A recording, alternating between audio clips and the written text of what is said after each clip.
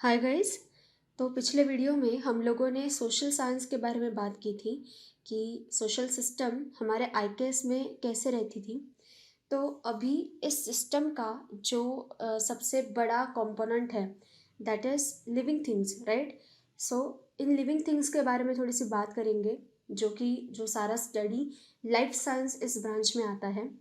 तो life science के बारे में आईकेएस में हमें क्या क्या दिखाई देता है और क्या क्या एडवांसमेंट्स हमें यहाँ पे दिखाई देती है, कैसे विचार रहा है इन लोगों का, इस बारे में थोड़ी सी डिस्कशन यहाँ पे करेंगे। तो लाइफ साइंस का जो वीडियो होगा इस वीडियो में हम लोग बॉटनी, जिसको वनस्पति विज्ञान बोला गया है, और एनिमल साइंस, जिसको प्राणी विज्ञान बोला गया है, जूलॉजी जिसे कहते हैं, तो इसके बारे में इस वीडियो में बात करेंगे। और मेडिकल साइंस और एग्रीकल्चरल साइंस, ये भी हमारा एक इम्पॉर्टेंट पार्ट होगा, जिसके बारे में अगले वीडियो में बात करेंगे।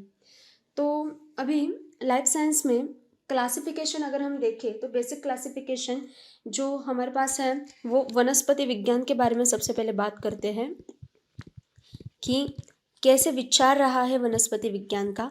आप लोग जानते होंगे कि यहाँ पे मतलब बहुत देर तक, बहुत सालों तक ऐसा समझा जाता था कि ये जो पेड़ होते हैं, पौधे होते हैं, उनमें लाइफ नहीं होती है, they they are non living things, ऐसा माना जाता था।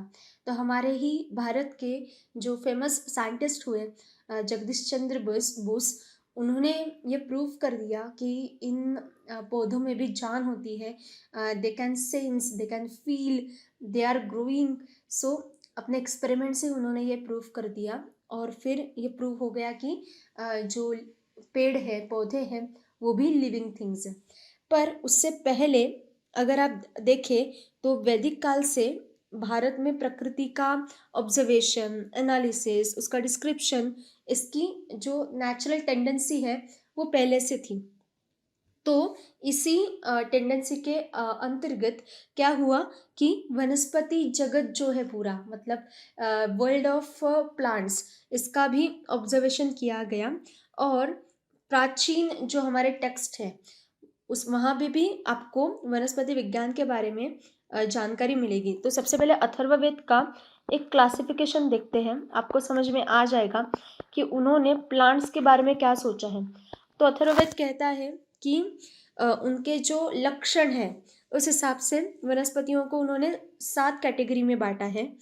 तो उसमें एक है वृक्ष, अथर्ववेद का जो क्लासिफिकेशन है वो। दूसरा है, वो कहते हैं कि तृण, ठीक है। फिर तीसरा है औषधि। फिर चौथा क्लासिफिकेशन वहां पे उन्होंने किया है गुल्म।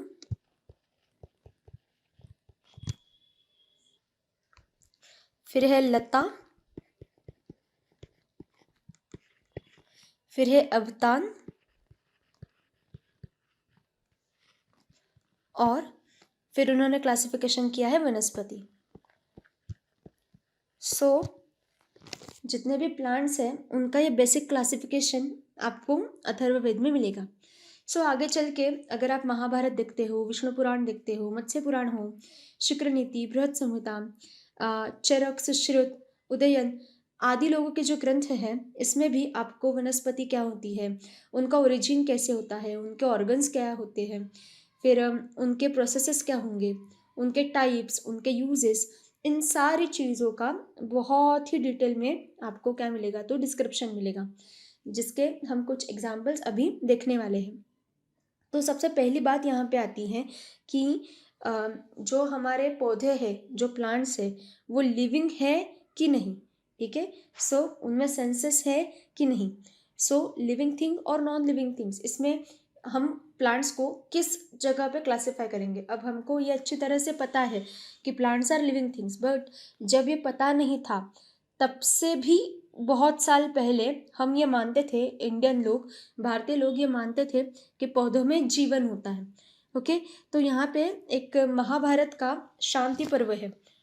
सो महाभारत अगर आप देखते हो तो उसमें शांति पर्व है। वैसे कुल 18 पर्व है महाभारत में, तो उसका अगर आप शांति पर्व देखते हो तो इसमें अगर स्पेसिफिकली आपको बताऊं तो 184th चैप्टर जो है, सो इन 184th चैप्टर उसमें दो ऋषियों का कन्वर्सेशन है। तो महर्षि भरद्वाज और भृगु ये एक दूसरे में बोलते हैं। भरद्वाज पूछते हैं कि जो वृक्ष होते हैं वो देख नहीं सकते, सुन नहीं सकते, उनको कोई स्मेल नहीं आता, ठीक है, वो कौन से भी चीज़ का कौन सा भी स्टिमुलस उनको नहीं आता, तो स्पर्श का भी उनको ज्ञान नहीं होता है। फिर भी वो 5 एलिमेंटल और सचेतन यानी कि वो कैसे फील कर सकते हैं, उनमें रिस्पॉन्स टू स्टिमुलाई होता है क्या। तो उसका उत्तर देते हुए भृगु महर्षि कहते हैं कि देखिए, अगर हम ये समझ नहीं सकते कि वृक्ष देखते हैं या फील कर सकते हैं या वो सूंघ सकते हैं, ये हमको पता नहीं चलता, पर फिर भी उनमें ये सेंसेशंस होते हैं। क्यों? क्योंकि जब भी कभी बहुत ज़्यादा ऊष्मा होता है, धूप होती है, तो पेड़ों के जो पत्ते हैं, फल फूल हैं, वो कुम्हलाते हैं, राइट, वो सूख जाते हैं, तो उनको स्पर्श का ज्ञान होता है। फिर अगर बहुत ज़्यादा तेज़ हवा चलती है, फिर आग है या बिजली की कड़क है या बहुत ज़्यादा हार्श साउंड है, तो वृक्षों के जो फल फूल होते हैं वो गिर पड़ते हैं, राइट, तो इससे सिद्ध होता है कि वो सुन सकते हैं। तो इस तरह से उन्होंने एक एक चीज़ एक्सप्लेन करके महाभारत में ही लिखा है कि ये जो वृक्ष है ये सुन सकते हैं, वो सूंघ सकते हैं, वो देख सकते हैं, राइट। तो ऐसे ये कॉमन एग्जाम्पल्स जो है, जो ऑब्जर्वेशन से आप लोगों को दिखाई देंगे, राइट। तो इनकी हेल्प लेके जो महर्षि भृगु है वो भरद्वाज ऋषि को समझाते हैं कि ऐसा मत समझो कि वृक्षों में जान नहीं होती। तो बहुत पहले से ही हमारे यहाँ पे ये माना गया है कि वृक्षों में जान होती है। ओके, तो ये बात आपको यहाँ पे बतानी है। तो आगे के भी जो ग्रंथ है, जैसे चरक कहते हैं कि प्राणियों के तरह वृक्षों में भी चेतना होती है, वृक्षों में इंद्रिय होते हैं, उनको वो उन इंद्रियों से काम करते हैं, राइट। सो ऑर्गन्स भी होते हैं सारे वृक्षों में। ये सारी जो बातें हैं वो हमारे यहाँ पे पहले से मानी गई है और इसके हिसाब से हमारे यहाँ पे कुछ थियरीज है, कुछ प्रिंसिपल्स है। और एक बात यहाँ पे, व्हाट अबाउट फीलिंग्स। ओके, ये तो हो गया नॉर्मल प्रोसेसिंग का, पर अगर फीलिंग्स के बारे में भी आप लोग बात करेंगे तो ऐसा बोला गया है हमारे यहाँ पे, जैसे उदयन का ग्रंथ है पृथ्वी निरूपणम।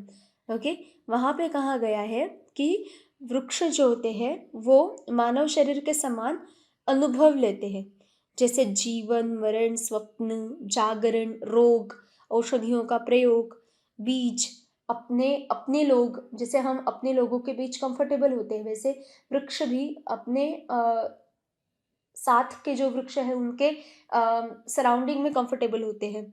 फिर अनुकूल वस्तु की जो चीज़ उनको पसंद आती है तो इनको वो रिस्पॉन्ड करते हैं, राइट। जैसे वो चीज़ जिनको वृक्षों को पसंद नहीं आती, वो उनके लिए अच्छी नहीं है ऐसा उन्हें लगता है, तो वो रिजेक्ट कर देते हैं वो। तो ऐसा अनुभव भी वृक्षों में होता है। तो इस तरह से फीलिंग्स के बारे में उदयन का जो पृथ्वी निरूपण ग्रंथ है, तो इस ग्रंथ में वृक्ष कैसा अनुभव करते हैं उस अनुभव के बारे में थोड़ा सा बताया गया है, थोड़े से कोटेशंस हम लोग दिखाई सकते हैं। ओके, तो और बातें हम देखेंगे कि बीज में वृक्ष विद्यमान होता है, राइट, कि बीज से लेके एक बड़ा वृक्ष होने तक कौन से प्रोसेसेस होते हैं। तो इसके लिए एक ग्रंथ है जिसका नाम है वृक्षायुर्वेद। ओके, तो बीजोत्पत्ति कांड, वनस्पत्य कांड, गुल्म कांड, वनस्पति कांड, वृद्धवल्ली कांड, चिकित्सा कांड, ऐसे आदि 6 भागों में ये डिवाइड हो गया है। तो इसका एक सिर्फ एग्जाम्पल लेंगे, एक बीजोत्पत्ति कांड पार्ट है, बीजोत्पत्ति। तो इसका मीनिंग क्या होता है? बीजोत्पत्ति कांड मतलब क्या? बीज मतलब सीड और उत्पत्ति मतलब क्या? ओरिजिन। तो सीड से इतने बड़े प्लांट का ओरिजिन कैसे होता है, वो ओरिजिनेट कैसे होता है। सो इसमें कुल मिला के 8 अध्याय है जो हमें बताते हैं कि बीज का वृक्ष बनने तक प्रोसेस क्या है। ओके, तो इसमें कहा गया है कि जैसे पानी जैसा एक पदार्थ होता है, फिर वह धीरे धीरे पृथ्वी से ऊर्जा और न्यूट्रिशन ग्रहण करता है, फिर वो बीज के रूप में डेवलप होता है, आगे चलकर कठोर बनता है। सो इस तरह से अगर हम आज की लैंग्वेज में देखेंगे तो सीड, ठीक है, मतलब प्रोटोप्लाज्म बनने की जो कुछ भी प्रक्रिया है, ओके, वो सारी हमें यहाँ पे इस अध्याय में दिखाई देगी, इस पार्ट में दिखाई देगी। इन 8 अध्यायों में ये सारा जो है वो उन्होंने क्या किया है तो कोट किया है।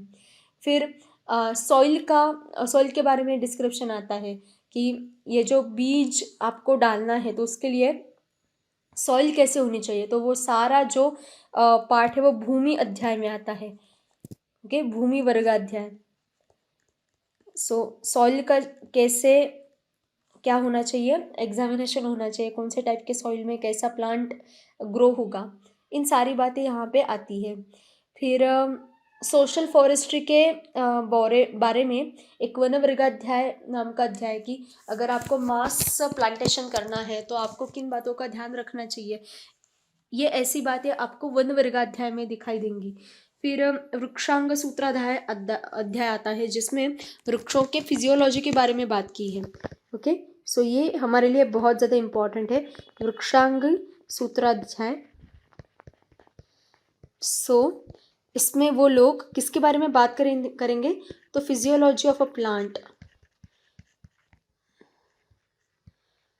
सो ये भी हम देख सकते हैं कि जब बाकी के दुनिया को पता भी नहीं था कि प्लांट्स लिविंग है या नॉन लिविंग, तब हमारे यहाँ पे हमारे ग्रंथों में उनके फिजियोलॉजी के बारे में चर्चा चल रही थी, ठीक है।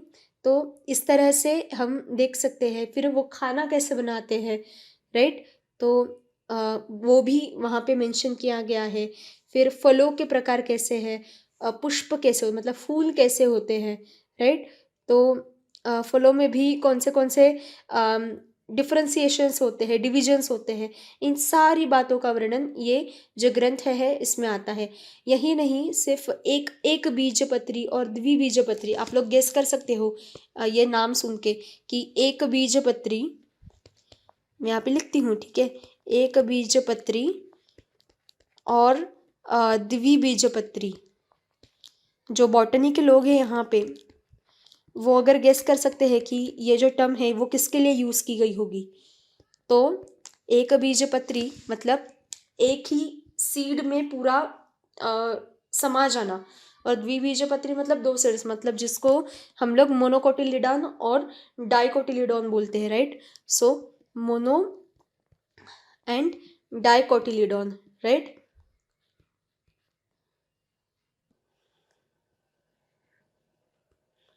सो इनको ही एक बीजपत्री और द्विबीजपत्री ऐसा बोला गया है, ओके। तो ये सारा जो वर्णन है ना, तो ये इस तरह से हमारे जो टेक्स्ट है वहाँ पे आ चुका है। फिर जर्मिनेशन कैसे होता है जिसको अंकुरण बोला गया है, ओके, तो इसके बारे में भी उन लोगों ने वो प्रोसेस के बारे में अच्छे से बात की है कि डेवलप कैसे होता है, कि स्पंदिनी संदिनी ऐसे नाम से वो जो सारे हम कहेंगे कि ग्रंथ है, तो इस तरह से हमें क्या मिलेगा तो वर्णन इस तरह से हमारे टेक्स्ट में मिलेगा। फिर वृक्षों में फ्लो कैसे होता है, राइट, कि जो कुछ भी वो सैप बनाते हैं, राइट, तो वो कैसे बनता है कि जैसे वाटर मिनरल वो कैसे डेवलप होता है, तो डेवलपमेंट कैसे होती है उसके बारे में भी बातें आती हैं।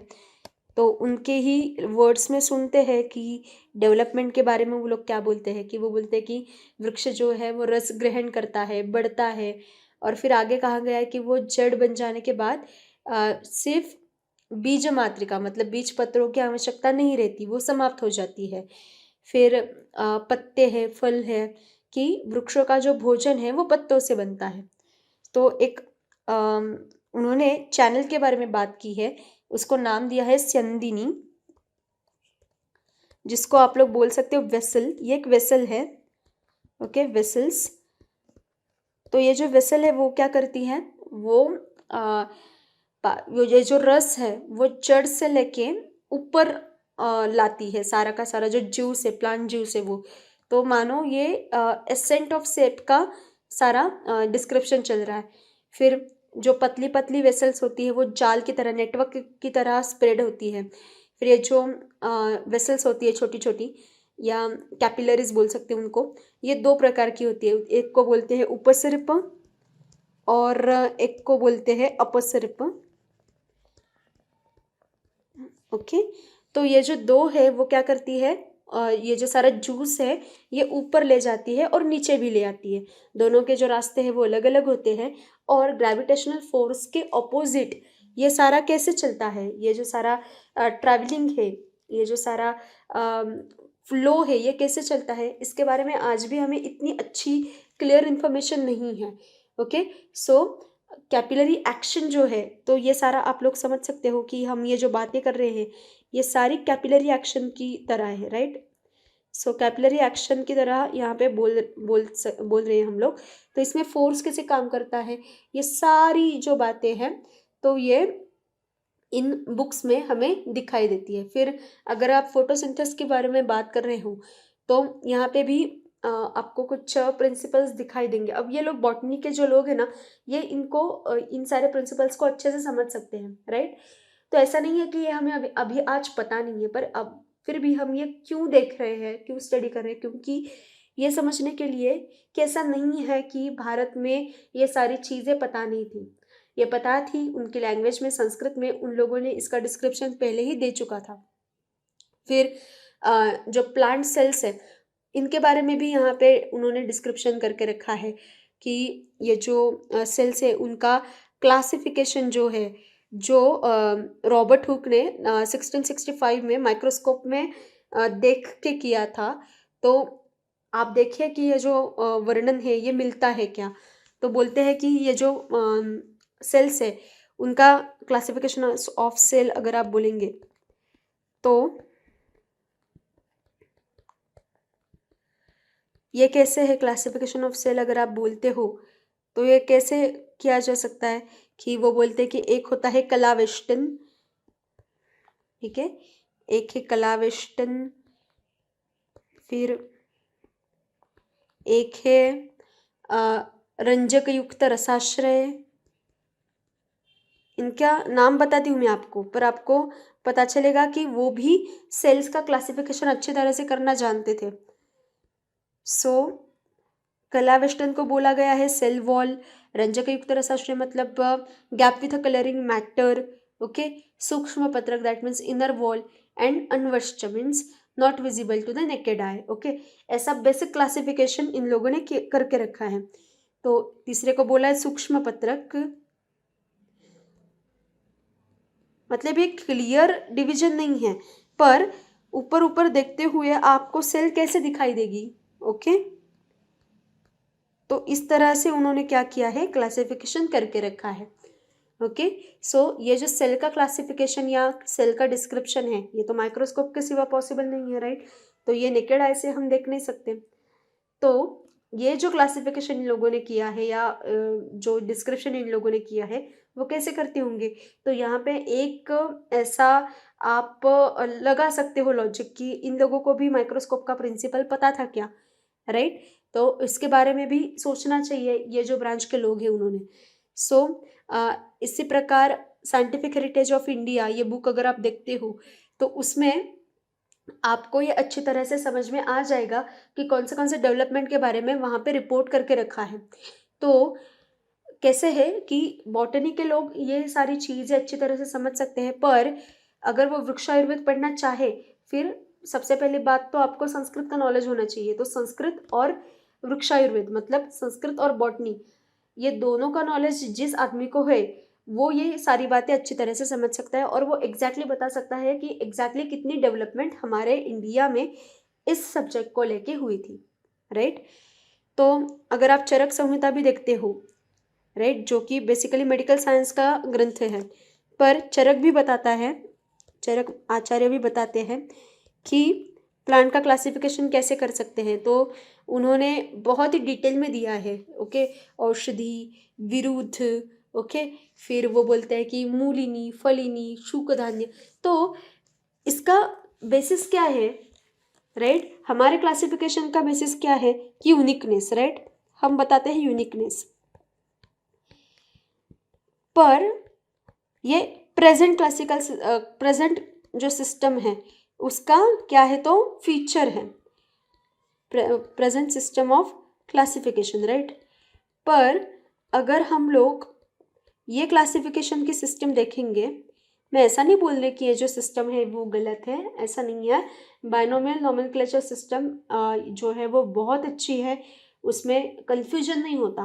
पर फिर भी अगर आप ये वाली क्लासिफिकेशन सिस्टम देखते हो इनकी, तो ट्रेडिशनल सिस्टम अगर आप देखोगे तो उसका क्या है फीचर, तो इसका फीचर है basic observation, right? Basic observation and understanding. So effect क्या जनरेट होता है, इस तरह से ये ट्रेडिशनल सिस्टम चलती है। ओके,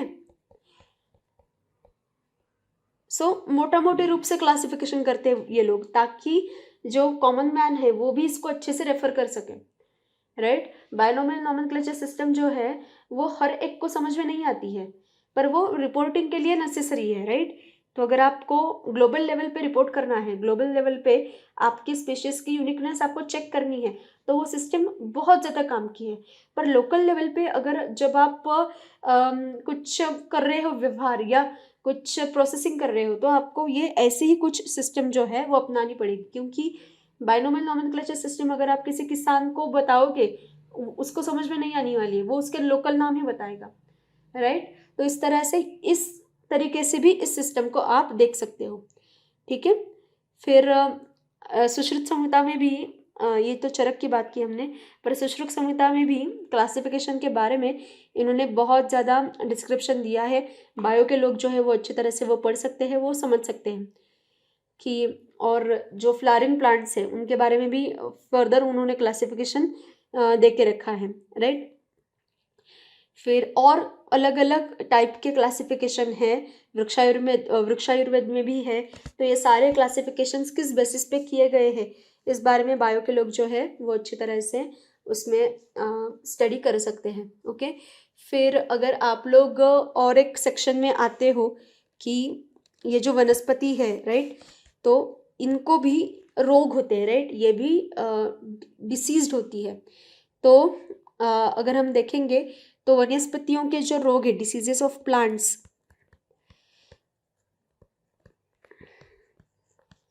तो इसके बारे में भी हमारे जो ग्रंथ हैं वो बहुत अच्छा हमको नॉलेज देते हैं। तो प्लांट डिसीजेस जो है उनको इन्होंने क्या किया है, सिर्फ 4 ग्रुप्स में क्लासिफाई करके रखा है। तो वो बोलते हैं कि प्लांट के डिसीजेस क्या क्या है, that is chlorosis of leaves. Okay, chlorosis of leaves. फिर सेकेंड एक टाइप वो लोग बताते हैं कि फॉलिंग ऑफ बर्ड्स। फिर एक तीसरा टाइप वो बताते हैं कि drawing up of branches.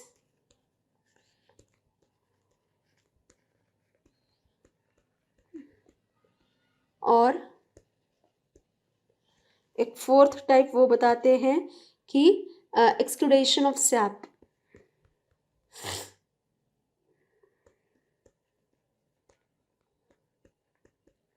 Right? तो क्या बोला है कि सिर्फ इतने ही प्लांट के डिसीजेस है, मतलब इन ये डिविजन्स है, राइट? जैसे जो पत्ते हैं वो उनका कलर जो है वो डिग्रेड होना, फिर जो आपकी कलियां होती है वो गिरना, डालियों का सूखना, जो रस है, जो प्लांट सैप है, प्लांट जूस है, तो उसका क्या होना, तो उसका एक्सीडेशन होना, मतलब वो सूख जाना, इसेंस चला जाना। ओके, तो इस तरह से वो क्या करते हैं कि क्लासिफिकेशन करते हैं डिसीजेस का, और फिर ट्रीटमेंट सजेस्ट करते हैं कि कौन से टाइप का डिसीज प्लांट को हुआ है। ओके, तो इस तरह से ये सारा जो क्लासिफिकेशन है डिसीजेस का, प्लांट्स का, ये चलता है। ओके, और एक बात है कि हेरिडेटरी इफेक्ट के बारे में भी हमारे यहाँ पे बोला गया है कि एक बुक है कि अ concise history of science in India, वो बताता है कि चरक और सुश्रुत ने वहाँ पे डिस्क्रिप्शन देख के रखा है कि फूल का जो फर्टिलाइज्ड एग होता है उसमें प्लांट के सारे अंग जो होते हैं वो पोटेंशियल फॉर्म में पहले से प्रेजेंट रहते हैं, जो बाद में एक एक करके क्या हो जाते हैं, तो डेवलप हो जाते हैं या दिखाई देने पड़ते हैं, प्रकट होने लगते हैं। सो ऐसे जेनेटिक्स, प्लांट जेनेटिक्स के भी बारे में हमारे यहाँ पे समझ थी, सोच के रखा था इसके बारे में भी। और एक फैक्टर यहाँ पे देखेंगे, चेक करेंगे कि प्लांट के जो डिसीजेस है उनके बारे में हम लोग बात कर रहे थे, तो हम यहाँ पे देखेंगे, अब हम आगे जाके मेडिकल साइंस के बारे में बात करने वाले हैं, तब हम ये फैक्टर भी चेक करेंगे कि प्लांट के डिसीजेस जो है उसमें क्या अप्रोच इन लोगों ने पकड़ा था। अब हम क्या करते हैं, सारे जो प्लांट्स हैं उनका अगर कोई डिसीज़ है तो हम लोग क्या करते हैं उसके लिए कि फर्टिलाइज़र जो है उसका यूज़ करना, सॉइल जो है उसमें कुछ मिलाना, फर्टिलाइज़र जैसा कुछ, या केमिकल्स मिलाना, या पेस्टिसाइड्स का यूज़ करना, ऐसे चीज़ें हमारे यहाँ पे चलती है, राइट। पर इन्होंने एक बात यहाँ पे, एक अप्रोच यहाँ पे रखा है, that is plant immunity. Okay, so जैसे ह्यूमंस की एक इम्यूनिटी होती है ना, वैसे प्लांट की भी एक इम्यूनिटी होती है, और डिसीज़ हो जाने के बाद उसको ट्रीट करो, ये अप्रोच प्लांट्स के बारे में ये लोग नहीं रखते, ह्यूमंस के बारे में भी नहीं रखते, वो हम मेडिकल साइंस में देखने वाले हैं। तो प्लांट की जो नेचुरल इम्यूनिटी है वही बढ़ाने के लिए आप लोग क्या कर सकते हो, वो अगर आपको ग्रो करनी है, वो अगर आपको डेवलप करनी है, तो आप क्या क्या उसमें अप्रोच आपका कैसे होने चाहिए। तो बीज से लेके, मतलब सीड से लेके ये इम्यूनिटी ग्रो करने में आपको क्या प्रोसेस फॉलो करनी चाहिए, तो उसके लिए वो लोग क्या स्टेप्स फॉलो करते हैं कि सीड प्रोसेसिंग, फिर सॉइल प्रोसेसिंग, ठीक है, और फिर इसके बाद प्लांट का डेवलपमेंट जो है वो मॉनिटर करते हैं, राइट, और उसको न्यूट्रिशन करना, फिर न्यूट्रिशन, राइट, और जो ड्रास्टिक सीजन्स होते हैं उसको प्लांट को बचाना, राइट। सो सीड का भी प्रोसेस उन लोगों ने बता के रखा है, राइट। और हम देखने वाले हैं मेडिकल साइंस में, जैसे मनुष्यों का एक प्रकृति होता है, राइट, एक टेंडेंसी होता है जिसको आयुर्वेद में बोला गया है कफ वात पित्त, वैसे प्लांट का भी वैसे ही नेचर होता है कफ वात पित्त का। और इसमें अगर इम्बैलेंस हो जाए, राइट, अगर इसमें कुछ इम्बैलेंस हो जाता है तो प्लांट जो है ना वो क्या करता है, सिकनेस पकड़ लेता है, राइट, फिर वो डिसीज पकड़ लेता है। तो ये बैलेंस बनाए रखने के लिए क्या करना चाहिए, ये सारी चीजें वृक्षायुर्वेद में आती है, right. So this is the we can say approach, okay, to study the vanaspati vigyan, और we can say plant science, okay, botany in the field of IKS. तो बाकी तो हम जान चुके हैं बहुत सारा कि जो हमारे पेड़ होते हैं, जो हमारे प्लांट्स हैं, उनका क्लासिफिकेशन हमको पता है, उनका इंटरनल जो कुछ भी असेंबली है वो हमको पता है, उनके डेवलपमेंट हमको पता है वो कैसी होती है, राइट।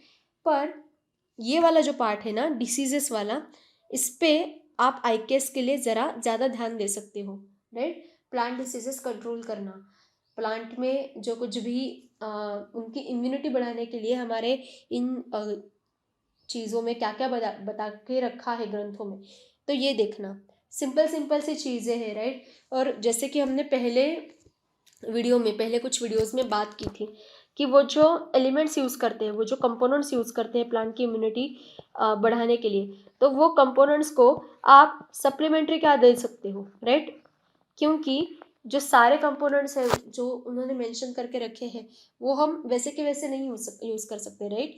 तो उसके लिए आपके पास क्या ऑप्शन है, क्या कर सकते हो आप, तो कुछ इस तरह से आप क्या कर सकते हो, स्टडी करके अलग अलग फॉर्मुलेशंस बना के ये जो प्लांट इम्यूनिटी है तो उस पर थोड़ा सा एक्सपेरिमेंटल पार्ट आप कर सकते हो, राइट।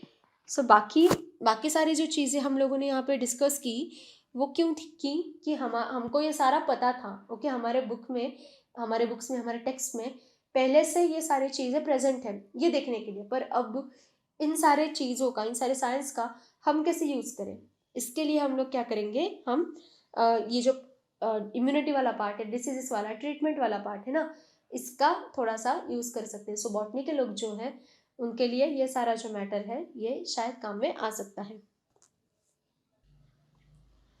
तो आगे जाते हैं। हमने प्लांट साइंस के बारे में बात की,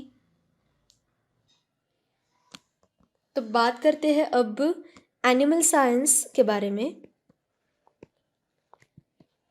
एनिमल साइंस इन IKS, इसके बारे में थोड़ी सी बात करते हैं।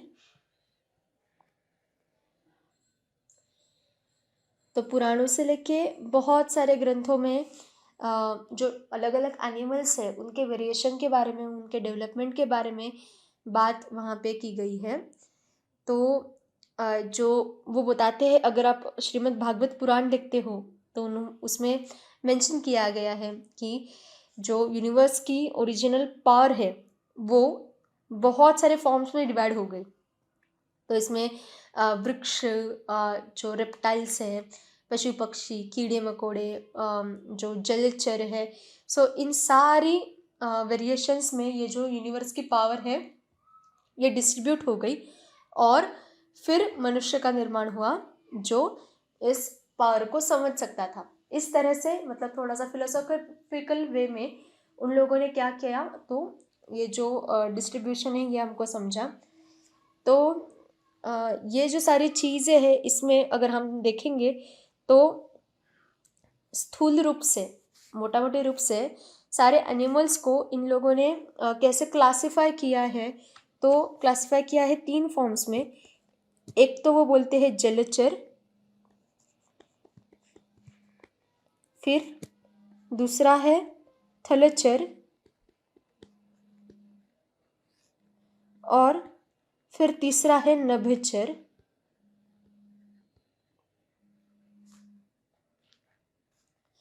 तो जलचर, थलचर और नभचर, इस तरह से इन लोगों ने क्या किया है, तो क्लासिफाई किया है। तो जलचर क्या है, तो जलचर मतलब जल में रहने वाले सारे प्राणी। थलचर क्या है, पृथ्वी पर विचरण करने वाले सारे प्राणी। और नभचर क्या है, आकाश में विहार करने वाले सारे प्राणी। तो इस तरह से क्या किया है, इन लोगों ने इसको, प्राणियों को क्लासिफाई किया है। फिर प्राणियों की उत्पत्ति के आधार पे हमारे पास एक फेमस काउंट है, very famous count, that is 84 lakhs। 84 lakh ऐसा बोला जाता है कि 84 लाख जो योनियाँ हैं, तो इसमें से सारे जीव जाते हैं। तो ये हमारे पास एक फेमस काउंट है कि इतने सारे स्पीशीज़ जो है वो हमारे पास होते हैं, राइट। तो वो बहुत देखने वाली बात है कि 84 में इन लोगों को क्या क्या एक्सपेक्टेड है। तो जो जूलॉजी के लोग हैं यहाँ पे, तो वो एक बार ये जो काउंट है वो चेक कर सकते हैं। पर सारे एनिमल्स ओरिजिनेट कैसे होते हैं, on the basis of that, जैसे हमारे जूलॉजी में क्लासिफिकेशन है ना, सो ओमनिवरस, विविपारस, वैसे यहाँ पे भी क्लासिफिकेशन है। जैसे जरायुज, ये एक क्लासिफिकेशन है, ओके। फिर एक है अंडज, ओविपारस, ओके, स्वेदज, और एक है उद्भिज। सो इस तरह से क्लासिफिकेशन हमारे पास भी है। फिर आपके पास कौन से प्रकार के जो एनिमल्स है वो उनका कितना काउंट है, इस तरह से भी उन लोगों ने क्या किया है, क्लासिफिकेशन किया है। फिर पशुओं को भी 2 भागों में बांटा है कि जो आराम से फ्रीली फॉरेस्ट में विचरण करते हैं, दैट इज जंगली, और जो ह्यूमन बींग्स के साथ कोऑर्डिनेशन बना के रखते हैं वो है मानव, ओके, मानवी, जैसे पालतू, ओके। इस तरह से क्लासिफिकेशन वहाँ पे भी किया गया है। फिर एक बुक आता है प्राचीन भारत में विज्ञान और शिल्प, तो इसमें भी शव मतलब कितने हॉर्न्स है उन प्लांट्स, उन एनिमल्स को, इस तरह से उनका क्लासिफिकेशन वहाँ पे उन लोगों ने करके रखा है। सो इस तरह से एनिमल क्लासिफिकेशन के बारे में आपको अलग अलग थॉट्स हमारे टेक्स्ट में दिखाई देंगे। तो एक बुक है कि विद्याधर शर्मा जी का गुलेरी, ओके। सो संस्कृत में विज्ञान, इसमें चरक जी कैसे क्लासिफिकेशन करते हैं, आचार्य चरक। तो इस तरह से उनका भी एक डिटेल वाला क्लासिफिकेशन है जो चरक संहिता सूत्र स्थान में आपको दिखाई देगा। तो प्रसह, भूमिशय, ओके, फिर अनुपदेश, वारिशय, वारिचारी, जांगल, विष्किर, प्रतुद, ओके। सो इस तरह से डिटेल में आपको चरक का क्लासिफिकेशन मिलेगा। सो ये भी चरक संहिता के अनुसार सारे जो एनिमल्स हैं वो 8 पार्ट्स में डिवाइड किए गए हैं, ओके। तो इस तरह से आपको अलग अलग बुक्स में अलग अलग जगहों पे प्राणियों का क्लासिफिकेशन जो है वो आपको मिलेगा। फिर चरक ने ये जो सारे एनिमल्स है उनका जो फ्लैश है, ओके, और उनका यूज़ कैसे होना चाहिए, इसके साथ ही उसका नेचर बता के रखा है कि हर एक जो प्राणी होता है उसके प्रकृति कैसी होती है, राइट। तो उसके जो ऑर्गन्स है, उसके जो फ्लैश है, तो उसका बेसिक कैरेक्टरिस्टिक क्या होता है, फिर उसका ह्यूमन यूज़ कैसे किया जा सकता है, मतलब ह्यूमंस के लिए वो कैसे होता है। तो इस तरह से बहुत डिटेल में जो डिस्क्रिप्शन है वो चरक संहिता में आता है, ओके। सो ऐसे ही सुश्रुत संहिता है, फिर पाणिनि की अष्टाध्यायी है, पतंजलि का महाभाष्य है, फिर अमर सिंह का अमर कोश है, फिर दर्शन शास्त्र में अगर आप देखेंगे तो प्रशस्तपाद भाष्य है। इन सारे ग्रंथों में प्राणियों के वर्गीकरण के बारे में आपको बहुत ज़्यादा डिस्क्रिप्शन मिल जाएगा। तो ये सारी चीज़ें अगर आपको देखनी है तो एक बुक आप रेफर कर सकते हो, प्राचीन भारत में, क्योंकि अगर आप क्या है ना, आप डिटेल में अगर सुश्रुत संहिता या चरक संहिता देखोगे तो आपको बहुत सारा क्या मिलेगा, तो बहुत बड़ा डिस्क्रिप्शन मिलेगा, क्योंकि उन बुक्स का प्रिंसिपल मोटो क्या है, उनका सब्जेक्ट क्या है, मेडिकल साइंस, ओके। तो अगर आप डायरेक्टली वो देखोगे तो आपको बहुत ढूंढना पड़ेगा, पर अगर आप ऐसे अगर बुक्स देखते हो जैसे प्राचीन भारत में विज्ञान और शिल्प, ठीक है। सो ऐसा अगर आप देखते हो तो आपको समझ में आ जाएगा कि बेसिक क्लासिफिकेशन कैसे है। सो पेज नंबर 115 to 117 देखिए आप इसका, ओके। तो साथ ही में जैसे हमने प्लांट्स के बारे में बात किया था, वैसे जो मेडिकल साइंस है इनका, एनिमल्स का, ओके, तो इसके बारे में थोड़ी सी बात करते हैं, जैसे जिसको हम बोल सकते हैं पशु चिकित्सा, क्योंकि बहुत पुराने समय से पशुओं का यूज़ करता आ रहा है ह्यूमन बीइंग, ओके। सो हम लोग पशुओं का यूज़ बहुत ही पुराने ज़माने से करते आ रहे हैं। तो पुराण जो हमारे हैं तो उसमें बाकी तो विषय आते हैं, पर साथ में पशु चिकित्सा के बारे में भी एक अच्छे से मेंशंस मिलते हैं हमें।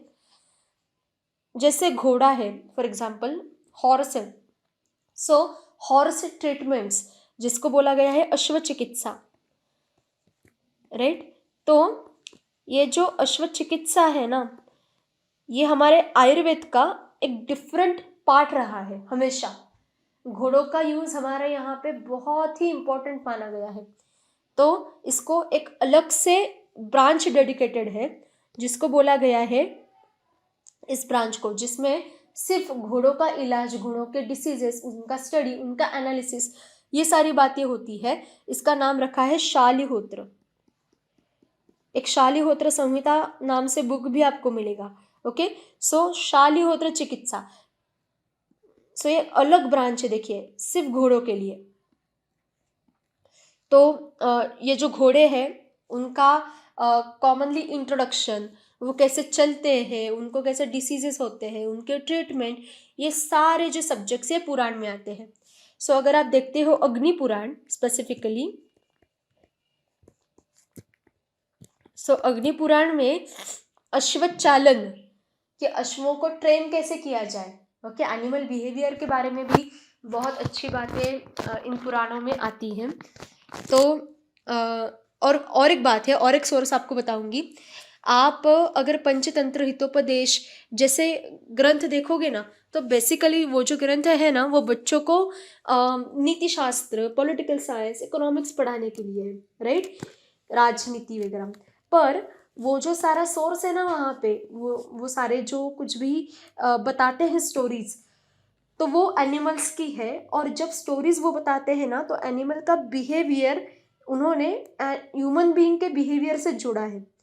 पर ये बात छोड़ दो कि ह्यूमन बीइंग्स के बिहेवियर से जुड़ा है वो, पर उसमें से हमें ये समझ में आता है कि बेसिक एनिमल बिहेवियर के बारे में इन लोगों का ज्ञान कितना था, राइट। तो वो वाला पार्ट भी आप अच्छे से देख सकते हो। तो हम अग्निपुराण के बारे में बात कर रहे थे कि अग्निपुराण अगर आप देखते हो तो इसमें अश्वचालन, अश्व चिकित्सा का अच्छे से वर्णन आता है। फिर गज चिकित्सा अगर आप देखते हो, जो हाथी है, तो उनके बारे में भी, उनके रोग, उनका बेसिक बिहेवियर, इनके बारे में भी इसमें इंफॉर्मेशन आएगी।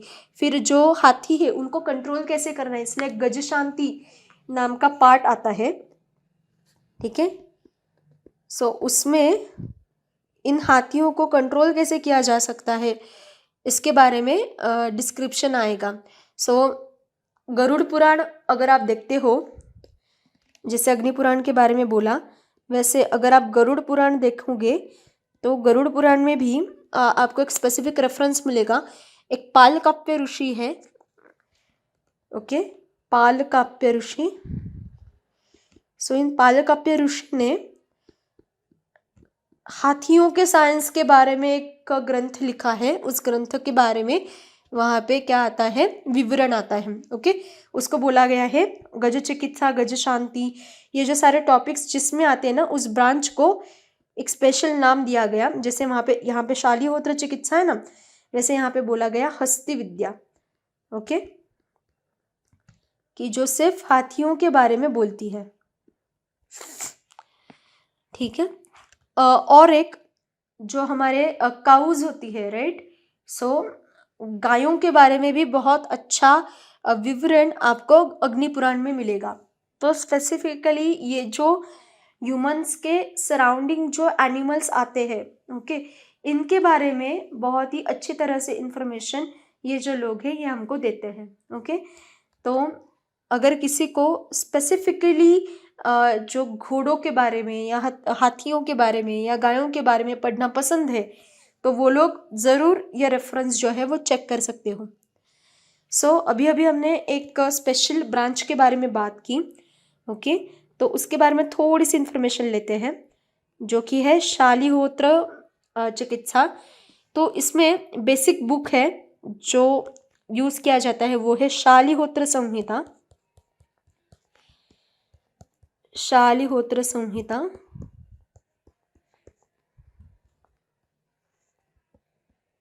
ओके। तो ये बुक क्या है वो देखते हैं कि मानव की चिकित्सा के लिए, ह्यूमन बीइंग्स के ट्रीटमेंट, डायग्नोसिस, डिसीज आइडेंटिफिकेशन के लिए जितना आयुर्वेद महत्वपूर्ण है, मतलब जितनी चरक संहिता और सुश्रुत संहिता इंपॉर्टेंट है ना, वैसे ही अश्व चिकित्सा के फील्ड में शालीहोत्र संहिता इंपॉर्टेंट है। सो अगर आप देखोगे तो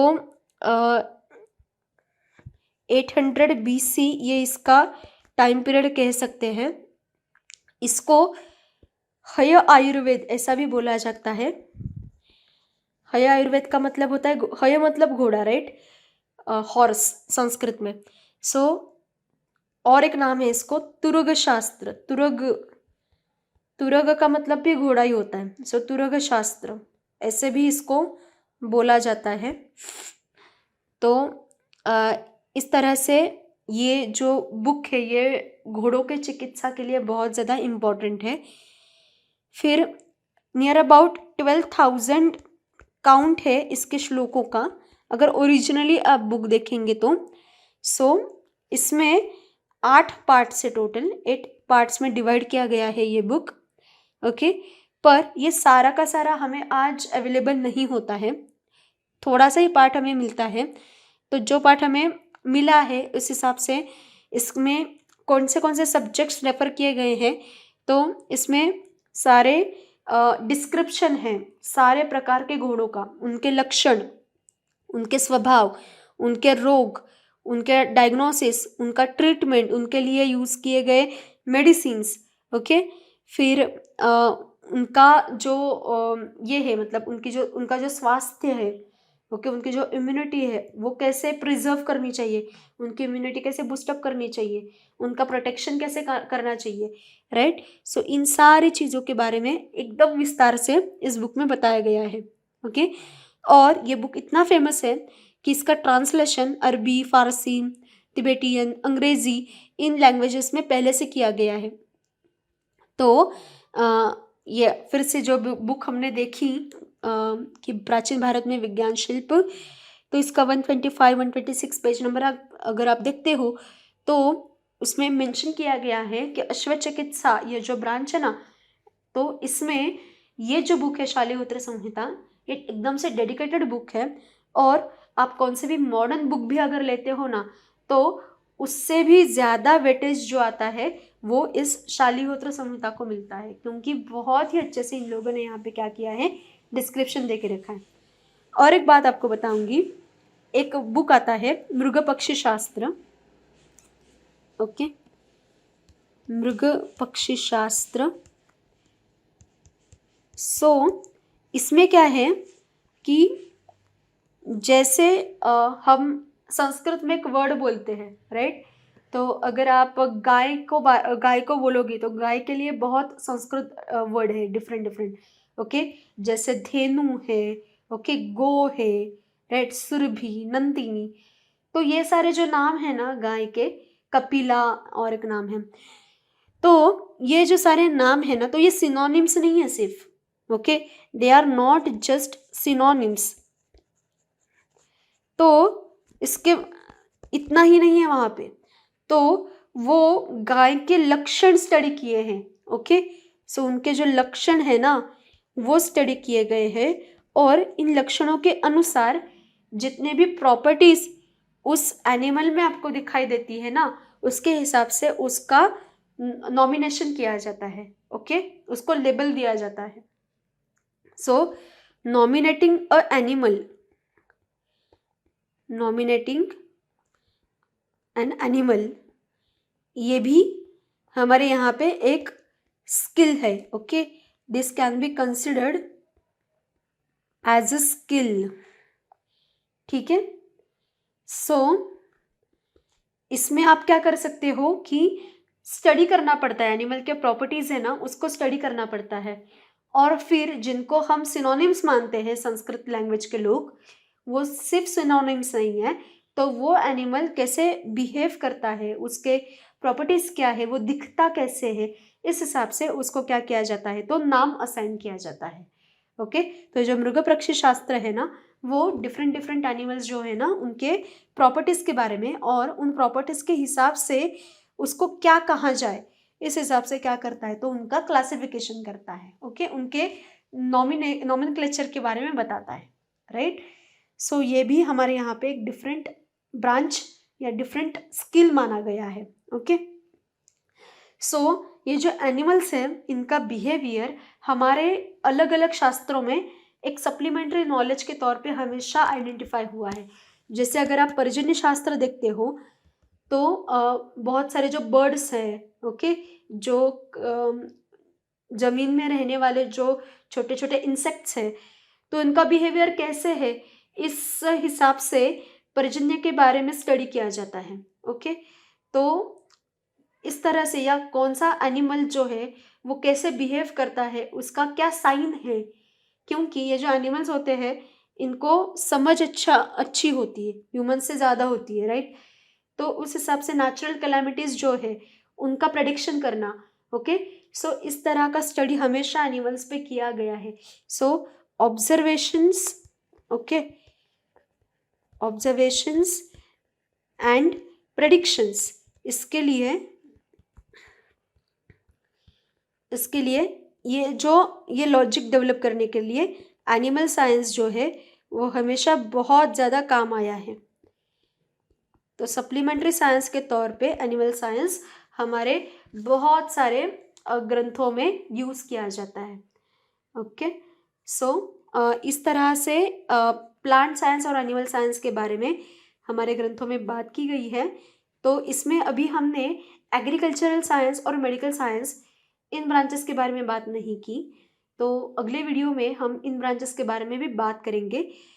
तो हमने ये बहुत ही बेसिक रूप से लिया है। अगर आपको इसमें इंटरेस्ट आता है, आपको और पढ़ना है इसमें, तो जैसे जो बुक्स मैंने आपको बताए तो वो आप ज़रूर रेफ़र कर सकते हो। और आपको जो बातें यहाँ पे हमने सिर्फ इंट्रोडक्शन के लिए लिए हैं, वो आपको वहाँ पे डिटेल में मिल जाएगी। ओके, सो इसमें बहुत ज़्यादा पढ़ने के लिए स्कोप है। आप इसमें रामायण महाभारत जैसे ग्रंथ देख सकते हो, जिसमें एनिमल्स और प्लांट्स के बारे में बात की है। और एक इम्पॉर्टेंट सोर्स है इसका, जो है दर्शन शास्त्र के ग्रंथ। ओके, क्योंकि ये जो दर्शन शास्त्र के जो ग्रंथ होते हैं ना, वो हमेशा पृथ्वी पे जो लाइफ है ना, उसके बारे में बात करते हैं कि बेसिक लाइफ कैसे ओरिजिनेट हुई और उसका डिस्क्रिप्शन कैसे हुआ। इस तरह से वहाँ पे क्या किया गया है, तो डिस्क्रिप्शन आता है। सो दर्शन शास्त्र ये हमेशा एक अच्छा सोर्स रहा है ऐसी चीज़ों का स्टडी करने के लिए। ओके, सो अगले वीडियो में हम मेडिकल साइंस के बारे में थोड़ी सी बातें देखेंगे। ओके, सो ये जो टॉपिक है ये यहाँ पे ख़त्म होता है। अगर आपको कोई डाउट है तो आप कांटेक्ट कर सकते हो। See you in the next video.